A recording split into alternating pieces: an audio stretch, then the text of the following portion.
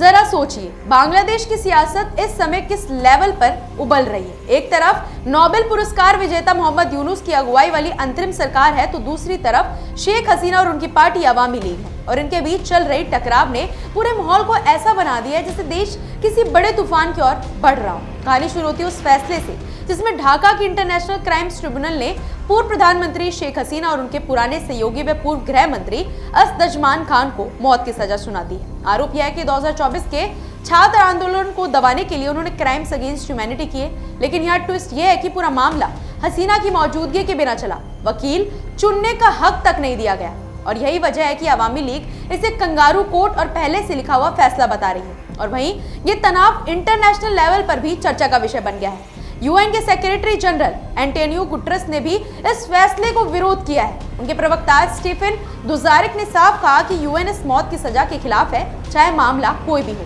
हसीना के करीबी मुहिबुल हसन चौधरी ने तो साफ कह दिया कि इस फैसले का असली मकसद उन्हें खत्म करना है और देश को डर की राजनीति में धकेलना है। और उनकी सबसे बड़ी चेतावनी ये यूनुस देश की सिविल वॉर की तरफ ले जा रहा है। अवामी लीग का दावा है कि हसीना के खिलाफ गुस्सा दिखाया जा रहा है, लेकिन असल में जनता उनके साथ है और उनकी पार्टी को चुनाव में भाग लेने तक नहीं दिया जा रहा है। चौधरी बार बार ये कह रहे हैं कि अगर यूनुस सरकार को इतना भरोसा है कि लोग उनके साथ हैं, तो चुनाव में मुकाबला क्यों नहीं होने देती। वहीं हसीना भारत में रहते हुए लगातार ये कहती रही है कि उन्होंने किसी को नुकसान पहुंचाने की नीयत से कदम नहीं उठाया। हालात बिगड़ गए थे, लेकिन इसे तयशुदा हमला बताना राजनीति से भरा हुआ फैसला है। इसी बीच बांग्लादेश की अंतरिम सरकार भारत पर भी दबाव बढ़ाती जा रही है, क्योंकि भारत बांग्लादेश प्रत्यार्पण संधि के तहत हसीना को वापस चाहती है। लेकिन यहाँ मामला और पेचीदा है। भारत इस अनुरोध को राजनीतिक रंग, निष्पक्ष सुनवाई की कमी और गुड फेथ पर सवाल उठाकर टाल सकता है। भारत का कानून भी कहता है कि किसी पॉलिटिकल ऑफेंस में फंसे व्यक्ति को सौंपना जरूरी नहीं है, और साथ ही प्रत्यार्पण तभी होगा जब दोनों देशों के कानूनों में उस अपराध की परिभाषा मिलती जुलती हो।